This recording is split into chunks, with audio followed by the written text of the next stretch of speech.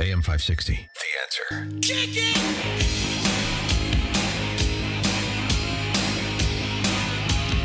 This Indian crime wave from India, the Indians. Squirrel, this was insane. And it's a miracle how little information is getting.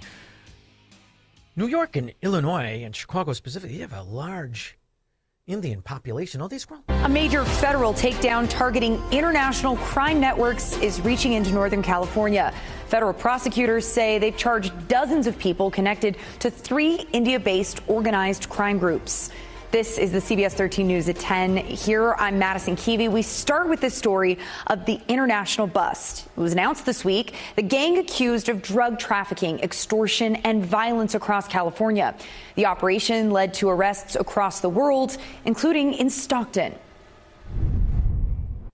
You know what else is sickening, Squirrel? How much of the money is floating these other dung-hole third world governments from Somalia to India to the rest of it?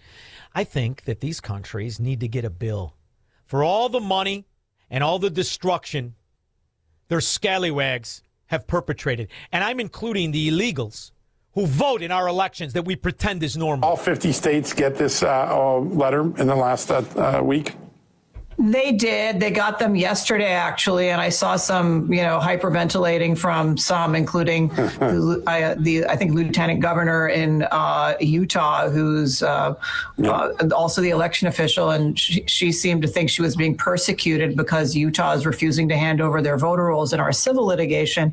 No, Deirdre, this is not aimed at you. It is for everybody, and in fact, many election officials are lawyers.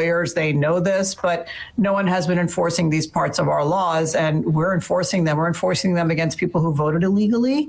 There are criminal prosecutions ongoing in that regard, and we're going to enforce them against the people whose responsibility is to ensure that doesn't happen if they look the other way. I would love for that to happen, because if it's going to happen in Democrat mafia areas, they do nothing. Well, Jocelyn Benson is doubly upset because I'm also sending election monitors into her state where there have been a number of issues. So Lansing and East Lansing, Detroit, and Hamtramck, Michigan, all of which have had issues in elections that we'd like to monitor at the DOJ, are getting election monitors in the upcoming primary. So she's pretty pissed off about that.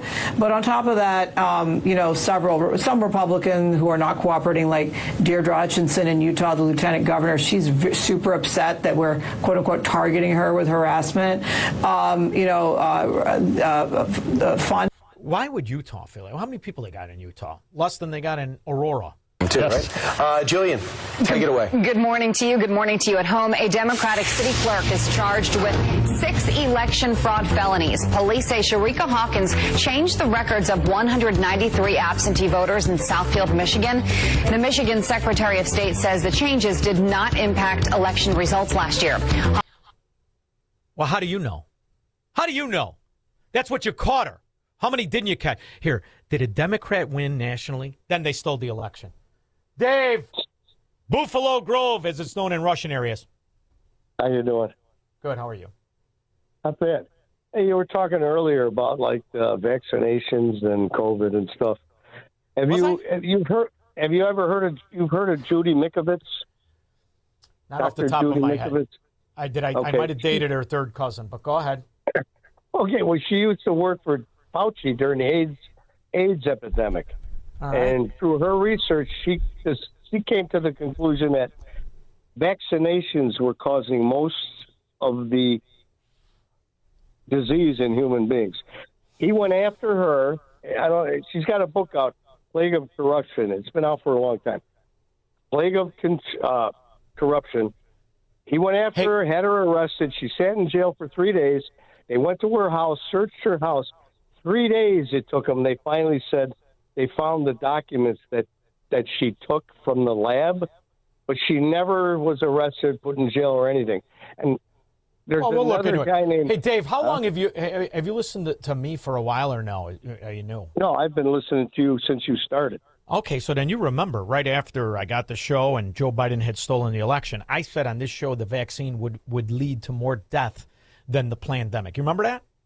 Yeah, I used to look. I worked for a company that said they were going to fire me if I didn't get the vaccinations. Yeah. And when that they was said, the kind of "Send me-" Fourth Reich. No, wait, hold on. They said, "Send me your vaccination card information."